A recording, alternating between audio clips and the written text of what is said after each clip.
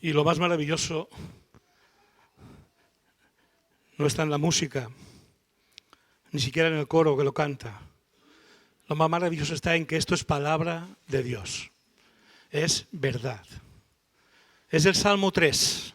Seguramente muchos lo habéis identificado. Y es en el Salmo 3 donde quiero detenerme en esta mañana, porque me parecía que ser introducido en el mensaje de la palabra de semejante manera merecía la pena poder quedarnos ahí, vivir por un momento ahí, en el Salmo 3, y todo lo que de él podemos aprender, o algunas cosas de las que de él podemos aprender. Porque es un salmo llamado a fortalecer nuestra confianza, nuestra seguridad. No en cualquier cosa, no en simples pensamientos positivos, ni siquiera en nuestro orgullo o soberbia, sino a poder fortalecernos en aquel que es capaz de hacer por nosotros lo que solo Él puede hacer, de la manera en que además David lo expresó. Y no creáis que expresó esto en un momento idílico cuando estaba tocando el arpa tranquilamente. Estaba expresando esto que acaba de cantar el coro y que el propio Salmo 3 describe verso a verso, en momentos en que su hijo Absalón estaba persiguiéndole, junto a muchos que le habían traicionado a David y se habían sumado a esa persecución de su hijo. Momentos difíciles. Por eso dice, muchos son, Señor, mis enemigos. Así empieza el Salmo. Ese es el contexto. Y lo bueno de ese contexto es que estamos hablando de un hijo de Dios, de un hombre conforme al corazón de Dios, nada más y nada menos, del rey David. Y con él podemos y estamos llamados a identificarnos todos los que somos hoy también hijos de Dios. Todos los que estamos bajo pacto con Dios por medio de Jesucristo. Algo que hoy está presente aquí en el pan y el vino, que simbolizan el cuerpo y la sangre de Jesús. El pacto que Dios ha hecho por nosotros. Así es que los que estamos bajo ese pacto tenemos mucho en común con el rey David, quien estaba también bajo pacto con Dios. Y por eso, en momentos tan duros, de tanta angustia, él puede llegar a decir, no me asustan los numerosos pueblos que me acosan por doquier. Algunos dirían, pues anda que no es chulo este David. Va sobrado David. Fanfarrón. Pues no, hermanos. No, hermanos. Esta afirmación de David está llamada a ser la de cualquiera de nosotros, en presencia de enemigos, de oposición, de angustiadores y de las mismas amenazas que él vivía y que tú y yo tal vez estamos viviendo o en algún momento de nuestra vida viviremos. Queremos, pues, poder decir estas palabras o similares en nuestros propios tiempos de angustia. Queremos poder decir, no me asustan los numerosos pueblos que me acosan por doquier. ¿Deseamos poder decir eso? Salvo que seas masoquista, espero que sí. Si eres masoquista, luego hablamos de ello, porque igual hay un problemilla. Por eso os invito a caminar juntos por los versos de este poema magnífico e inspirado además por el Espíritu Santo, lo cual le da todavía más valor. Y lo primero que nos encontramos en él son los enemigos, la oposición, los prejuicios de la gente. Las amenazas, en definitiva, que hacen sentir a David necesidad de proclamar, de escribir y de clamar a Dios, diciendo todo lo que dice, y en medio de lo cual se levanta esa frase, no me asustan los numerosos pueblos que me acosan por doquier. Vamos a identificar las amenazas, porque salvando la distancia y entendiendo el contexto en el que hoy nosotros estamos, esas amenazas están presentes también para nosotros. Con mayor o menor virulencia nos atrapan o nos quieren atrapar muchas veces a todos nosotros. Empieza diciendo el salmista, versículos 1 y 2, muchos son, Señor, mis enemigos, muchos son los que se oponen a mí y muchos los que de mí aseguran, Dios no los salvará. Algunos además con mala uva. Porque no solamente es que te persigo, no solamente es que te acoso, es que además te digo y te desmoralizo. No hay salvación para ti. En primer lugar, identificamos a los enemigos. David mismo así lo hace. Muchos son mis enemigos. A veces, como le pasó a David con Absalón, los enemigos son los de la propia familia. Ya Jesús lo advirtió, que posiblemente quienes peor nos lo pusieran, sobre todo en lo que la vida de fe cristiana significa, sean los de la propia casa. Ya lo advirtió Jesús y desde luego a David le pasó con su hijo. Pero no debemos ignorar la naturaleza de nuestra lucha y pensar que es contra personas, porque aunque son personas a veces las que son usadas y manipuladas por el enemigo de nuestra alma, nuestra lucha no es contra ellas. Pablo lo deja bien claro en Efesios 6 cuando dice: no luchamos contra enemigos de carne y hueso, sino contra gobernadores malignos y autoridades del mundo invisible, contra fuerzas poderosas de este mundo tenebroso y contra espíritus malignos de los lugares celestiales. Es importante que identifiquemos a nuestros enemigos, no en las personas que necesitan ser transformadas y que pueden ser transformadas por Dios, aun cuando nos amenazan, sino que identifiquemos al enemigo de nuestra alma y de nuestra vida, que es el propio Satanás y toda su gente. Muchos son los que se oponen, muchos son mis enemigos. Y hermano, hermana, seguramente lo sabes, y si no te lo digo yo, muchos son para los hijos de Dios nuestros enemigos. Pero identifiquémoslo bien, no cometamos el error de ir contra personas, sino luchemos espiritualmente contra aquellos que espiritualmente nos quieren dañar y quieren destruir nuestra fe. Las amenazas también llegan por medio de los que se oponen. Y es curioso porque entre los opositores de nuestra fe, entre quienes quieren complicarnos nuestra vida cristiana, una de las oposiciones más fuertes que tenemos somos nosotros mismos. Es nuestra carne. Lo que también dice la palabra, nuestra naturaleza pecaminosa. Se opone. Fijaos cómo lo explica Pablo escribiendo a los Gálatas: vivid por el Espíritu y no seguiréis los deseos de la naturaleza pecaminosa, porque ésta desea lo que es contrario al Espíritu y el Espíritu desea lo que es contrario a ella. Los dos se oponen entre sí, de modo que no podáis hacer lo que quisierais. Muchos se oponen, como decía David, y debemos ser conscientes que hay mucha oposición a nuestra fe, a nuestra vida en el Espíritu, precisamente por parte de nuestra propia carne. Pero por si eso fuera poco, hay oposición también muy alrededor de nosotros, lo que la Biblia llama el mundo. Y fijaos cómo describe ese mundo que se opone a nuestra fe, que quiere complicarnos la vida cristiana, la vida en, con y para el Señor. Romanos 1:28 podría estar escrito perfectamente hace un rato. Y sin embargo lleva 2000 años escrito y sigue siendo igual de auténtico, igual de real, con la oposición que todo creyente tiene en el mundo. Así lo describe Pablo: como estimaron que no valía la pena tomar en cuenta el conocimiento de Dios, Él a su vez los entregó a la depravación mental para que hicieran lo que no debían hacer. Se han llenado de toda clase de maldad, perversidad, avaricia y depravación. Están llenos de envidia, homicidios, disensiones, engaño y malicia. Son chismosos, calumniadores, enemigos de Dios, insolentes, soberbios y arrogantes, inventores de maldades. Se rebelan contra sus padres. Son insensatos, desleales, insensibles, despiadados.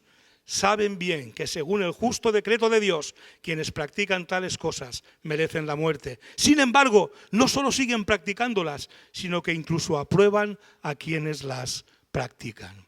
Ese es nuestro mundo.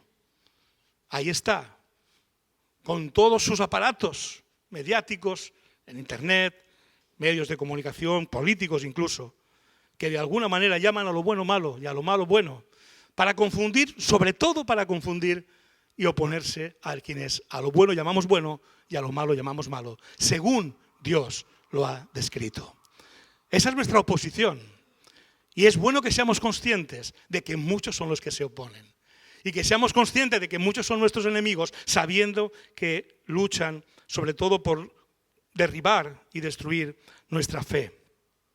Pero en tercer lugar, entre los que amenazan la vida de David, en el Salmo se encuentran aquellos muchos que aseguran: Dios no lo salvará. ¿Sabéis qué es eso? ¿Cómo se llama eso que muchos hacen al decir de David: Dios no lo salvará? ¿Cómo se llama eso? Un juicio o un prejuicio. Y una de las amenazas a las que a veces nos vemos sometidos como creyentes E incluso a veces los creyentes sometemos a otros. Es el juicio y el prejuicio. Y hermanos, déjame deciros que aparte de la blasfemia contra el Espíritu Santo, no existe ningún pecado que nos lleve inevitablemente a la muerte y destrucción eterna. Ni uno solo. Porque todos los pecados tienen perdón y limpieza en la sangre de Cristo. Cuando por el dolor que nos produce haberlos cometido, nos arrepentimos y acudimos con fe a la cruz de Cristo. Cuidado con los juicios y prejuicios. Y aun si alguien pretende juzgarnos o prejuzgarnos, diciendo de nosotros algo así como no tienes remedio, no hay nada que se pueda hacer ya contigo, no hay quien te salve. No lo creas. Pero no solo no lo creas, cuando se trate de ti, de quienes otros juzgan o prejuzgan. Hermano, hermana, no caigamos nosotros en el juicio y prejuicio finalista, porque condenar no es nuestra misión. Y de esto hace poco se nos predicó. Nuestra misión no es juzgar y prejuzgar, sino que aquello que se hizo con nosotros para que saliéramos de nuestro pecado, nos arrepintiésemos y fuésemos perdonados, es lo que también nosotros habremos de hacer para que otros tengan las mismas oportunidades que tú y yo hemos tenido. Un ejemplo de lo que digo, llamado a no dejarnos amedrentar, o lo que es aún peor, a que no seamos nosotros los causantes de esta amenaza a causa de nuestros prejuicios y sentencias, lo vemos en 1 Corintios 6, del 9 al 11. Cuando lea el primer versículo, alguno dirá, el pastor se está contradiciendo. No. Esperaos al versículo 11.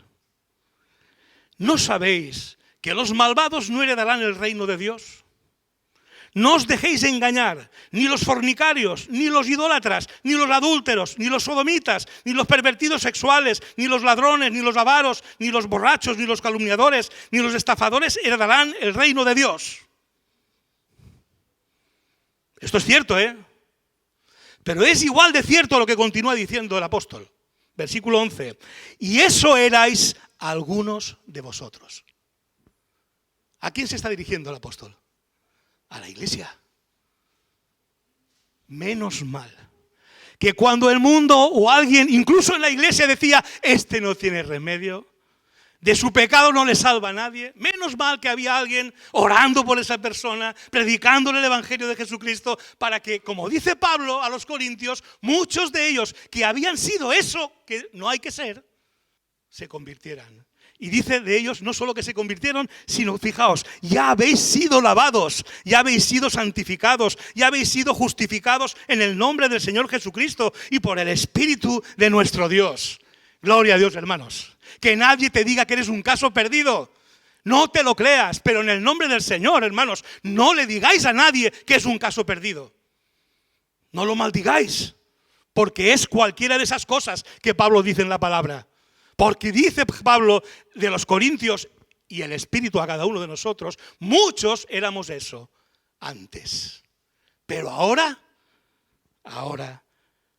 hemos sido santificados, lavados, justificados en el nombre de nuestro Señor Jesucristo. Pablo está diciendo a hombres y mujeres que habían cometido algunos de estos pecados, que por la fe en Jesucristo y el arrepentimiento, aquellos pecados han sido lavados en la sangre de Cristo y ahora son santos y justos delante de Él. Por eso, ni nos dejemos amedrentar por los prejuicios de nadie a causa de los pecados que cometimos, ni seamos hombres y mujeres con prejuicios hacia los pecadores, dándolos por perdidos. Porque como dice Santiago 4:12, no hay más que un solo legislador y juez, aquel que puede salvar y destruir.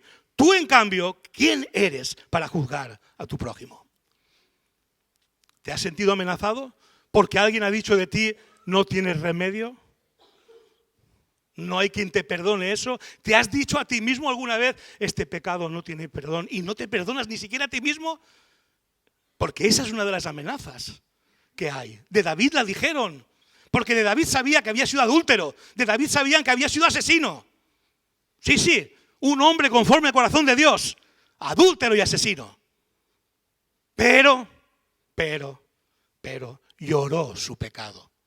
Hubo un hombre de Dios, Natán, lo sabéis, que fue a él y le hizo ver su pecado y lloró su pecado amargamente y escribió el Salmo 51, donde no deja ninguna duda de cuánto se arrepentía de sus pecados. Pues tú y yo, hermanos, tenemos la oportunidad, incluso hoy mismo, si algún pecado te está amenazando, si alguien o tú mismo te estás diciendo, es que no tienes salvación, es que no tienes perdón, no lo creas, en el nombre de Jesús, no lo creas. Pero tampoco se lo hagas creer a otro, porque así como Cristo tuvo misericordia de ti, la va a tener también de aquel por quien oras y a quien le predicas el evangelio. ¿Te sientes amenazado por Satanás, su ejército, tu propia carne, el mundo o los prejuicios de la gente? El fin de este salmo y de este mensaje es que, como David, puedas saberte valiente a pesar de amenazado. Porque las amenazas a veces nos achican, nos llenan de miedos y nos paralizan. Este salmo está escrito para que no nos pase nada de eso a ninguno de nosotros, sino que con valentía podamos decir, no me asustan los numerosos pueblos que me acosan por doquier. No me asusta ninguna de esas amenazas que hemos nombrado hasta ahora. Y esta declaración no sería más que una bravuconada o una fanfarronería, incluso un ataque de soberbia, si no fuera por las razones poderosas que le llevaron a escribirlas. Razones todas ellas que nosotros hoy, como hijos de Dios, redimidos por Cristo, también podemos tener frente a nuestros muchos enemigos y amenazas, sin llegar a la chulería. ¿Qué razones tenía David para la valentía? ¿Por qué no es un ataque de chulería ni de soberbia?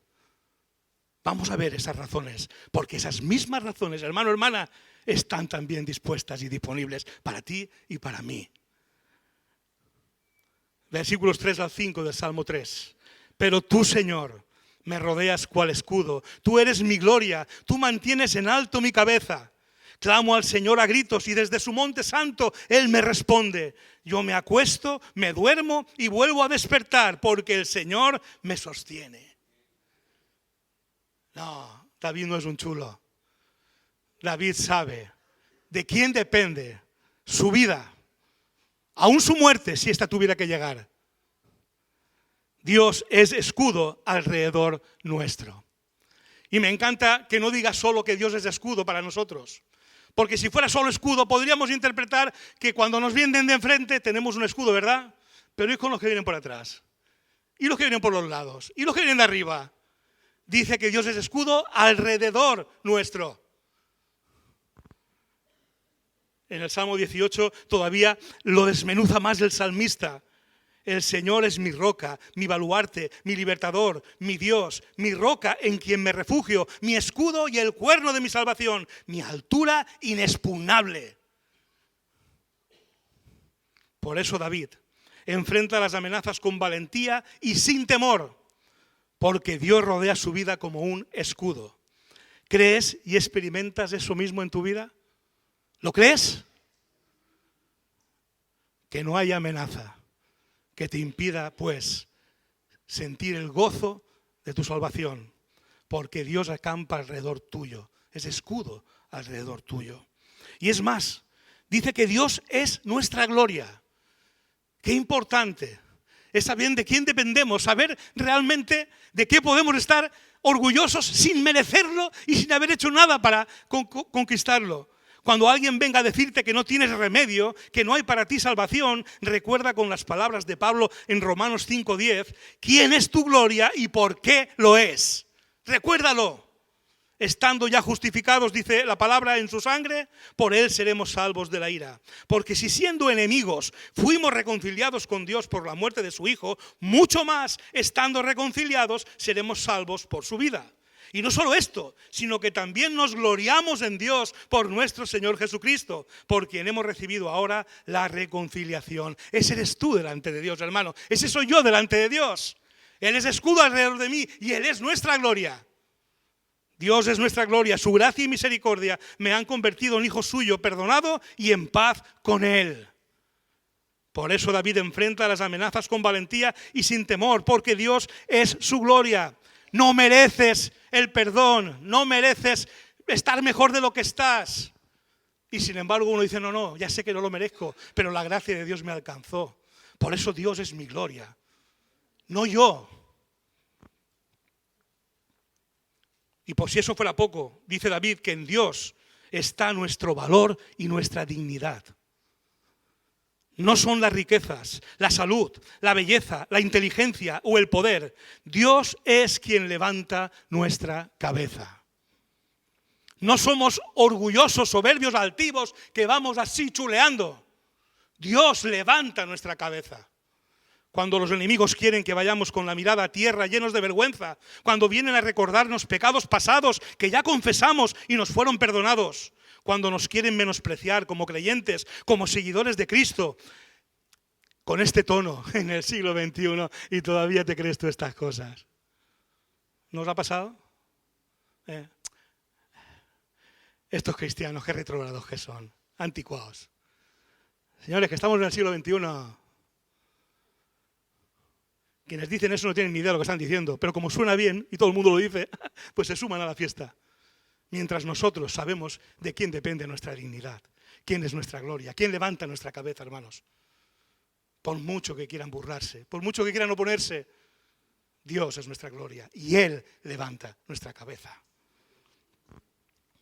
Así lo podemos ver del propio Jesucristo, porque antes que a nosotros ya le pasó al Señor Jesús. Jesús, antes incluso de llegar a la cruz y en la misma cruz, sufrió la humillación, el maltrato, el menosprecio, el insulto. Pero dice la palabra de Dios que Dios lo exaltó hasta lo sumo y le otorgó el nombre que está sobre todo nombre, para que ante el nombre de Jesús se doble toda rodilla en el cielo y en la tierra y debajo de la tierra. Y toda lengua confiese que Jesucristo es el Señor, para gloria de Dios Padre. Humillado sí, burlado sí, menospreciado sí, pero Dios le exaltó hasta lo sumo. Y asimismo Dios es quien levanta nuestra cabeza, y como revela el Salmo 37, podemos leer: vi yo al impío sumamente enaltecido, y que se extendía como laurel verde. Pero él pasó, y he aquí ya no estaba. Lo busqué y no fue hallado. Los transgresores serán todos a una destruidos. La posteridad de los impíos será extinguida. Pero la salvación de los justos es de Jehová, y Él es su fortaleza en el tiempo de angustia. Jehová los ayudará y los librará. Los libertará de los impíos y los salvará, por cuanto en Él esperaron. Sí, hermanos, da igual lo que quieran menospreciarnos y burlarse de nosotros.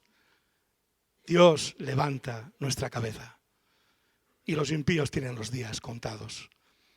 Tenga Dios misericordia también de ellos. Por eso David enfrenta las amenazas con valentía y sin temor, porque Dios mantiene en alto su cabeza. ¿En qué basas el valor y dignidad de tu vida? Porque si no es Dios quien levanta tu cabeza, que la levantas tú lleno de orgullo y soberbia por alguna cosa que creas tener maravillosa, eso que crees tener es efímero, te lo pueden robar en un pispás.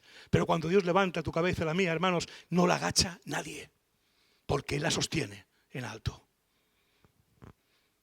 Por si eso fuera poco, hermanos, para la valentía de David y la nuestra ante las muchas amenazas que podamos sufrir, Dios responde a nuestro clamor.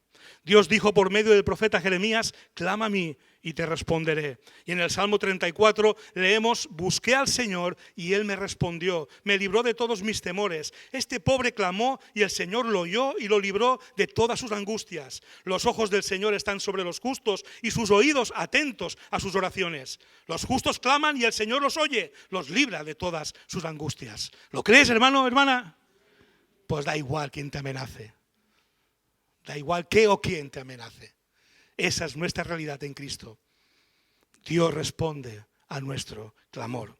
Por eso David enfrenta las amenazas con valentía y sin temor, porque clama al Señor a gritos y desde su monte santo Él le responde.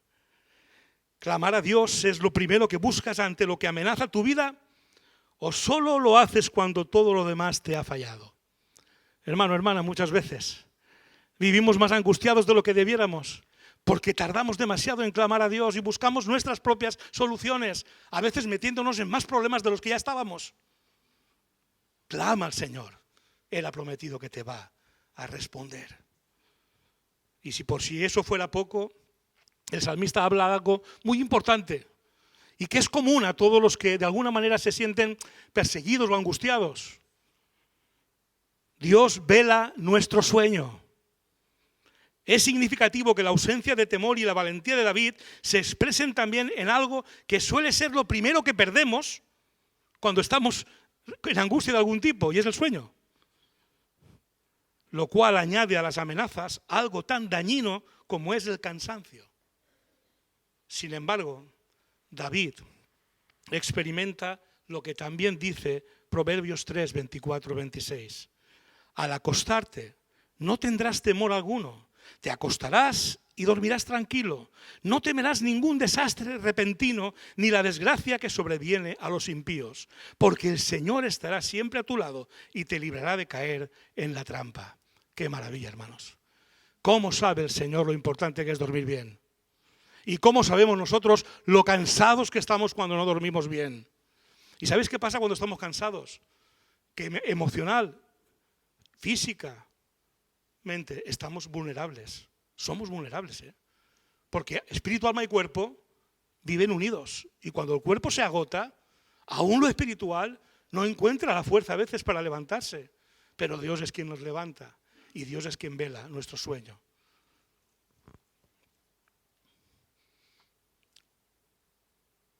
¿Algo o alguien te está quitando el sueño? Jesús dijo y dice hoy: venid a mí todos vosotros que estáis cansados y agobiados, y yo os daré descanso. No es una bravuconada, hermanos. No es una fanfarronería cuando David dice: no me asustan los numerosos pueblos que me acosan por doquier. Es el resultado de su conocimiento de Dios y de una verdadera relación con ese Dios. Conocimiento y relación con Dios que le lleva a pedir lo que pide y hacerlo como lo hace, a causa de los responsables de sus amenazas. ¿Y qué es lo que pide?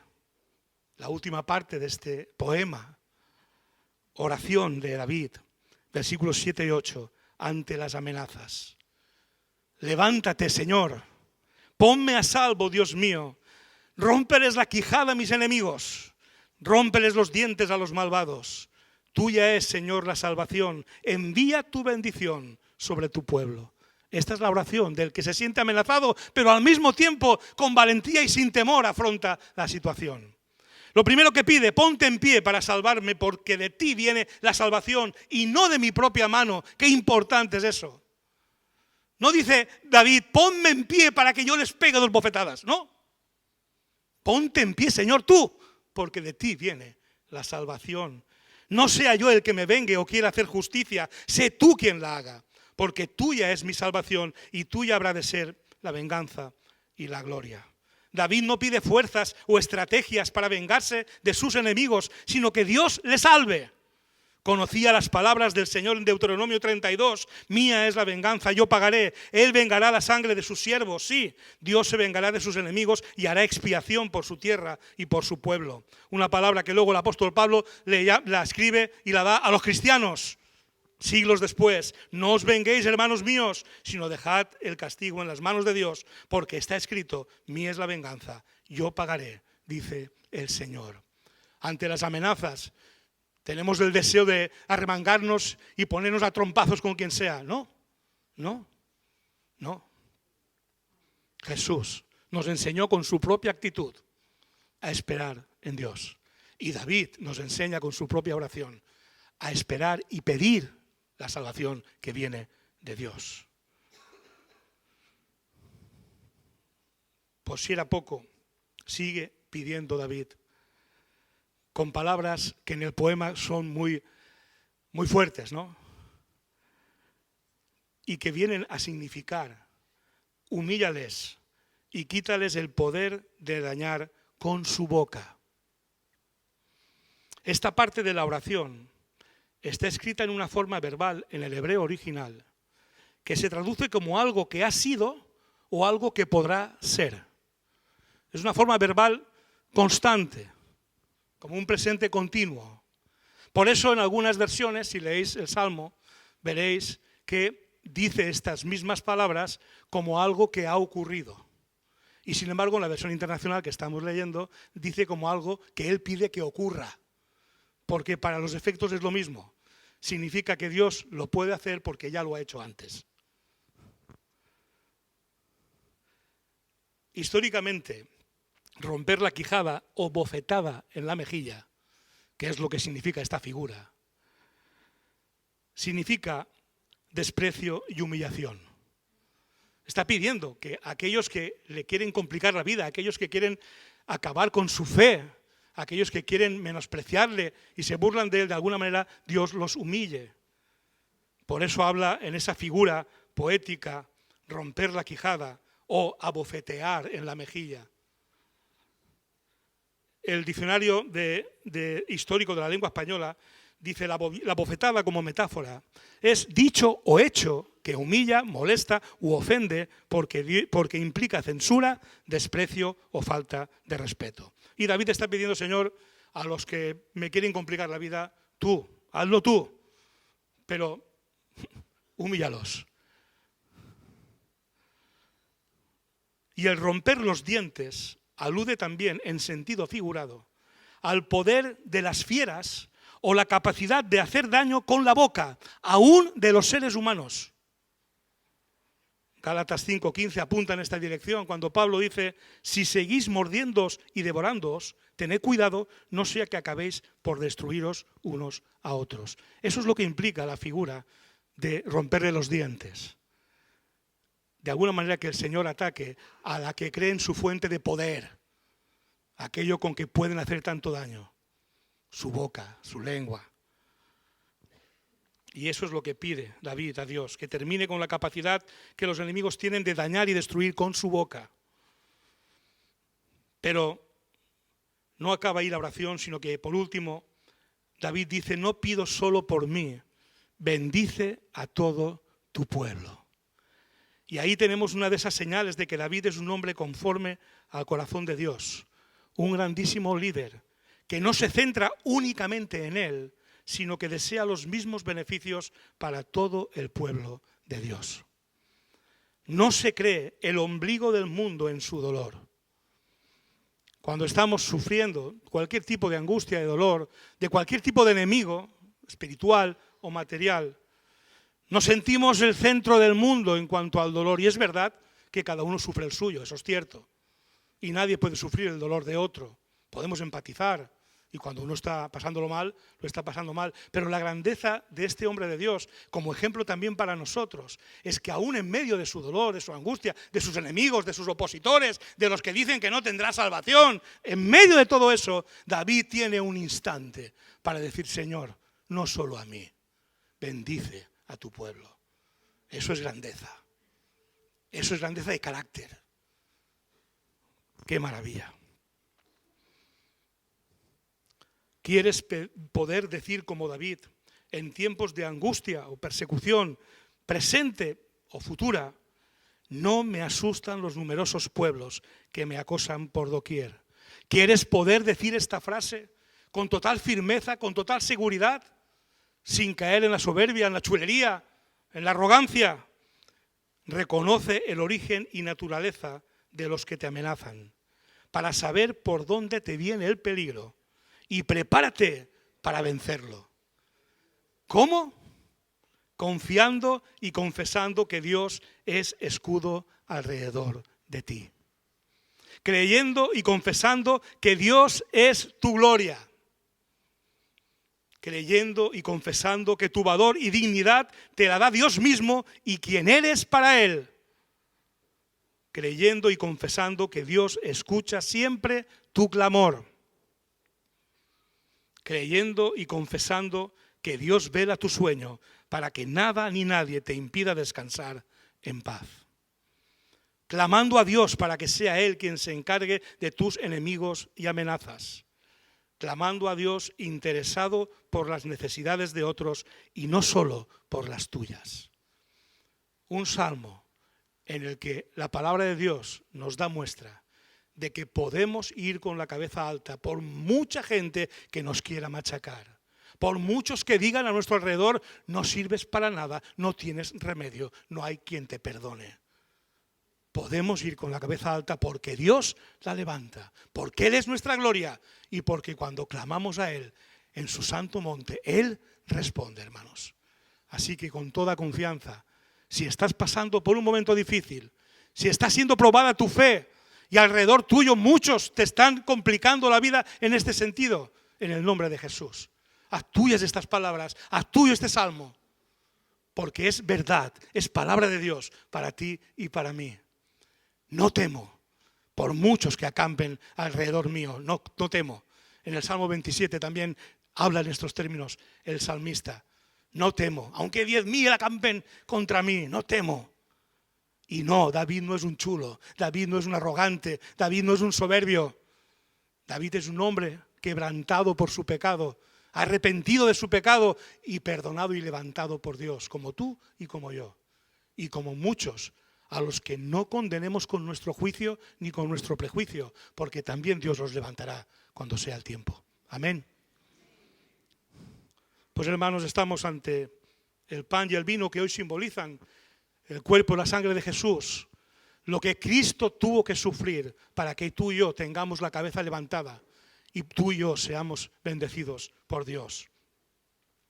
Para que tú y yo podamos tener ese tipo de relación con Dios que tuvo David, Jesús tuvo que pasar por la cruz y pagar en su cuerpo y con su sangre derramada el precio de nuestras miserias. Para que podamos tener ese tipo de confianza en Dios como la que tenía David, Jesús tuvo que pasar por la cruz y pagar el precio de nuestras miserias. Somos una iglesia que vive para amar a Dios y para amar al prójimo. Por eso estamos a tu disposición. Si tienes dudas acerca de la fe, acerca de Jesucristo, acerca de Dios, acerca de la vida misma, o si estás pasando en este momento por una situación difícil y quieres que nosotros pidamos en oración por ti, no dudes en ponerte en contacto con nosotros a través de nuestra página web www.lapazelche.com. En nuestra página web encontrarás también todos nuestros sermones, todas nuestras predicaciones disponibles para verlas en cualquier momento y desde cualquier dispositivo, ya sea una tablet, un televisor, un ordenador o un teléfono móvil. Tendrás también todas nuestras actividades, toda la agenda semanal de nuestra iglesia desde nuestra página web. Así que recuerda www.lapazelche.com.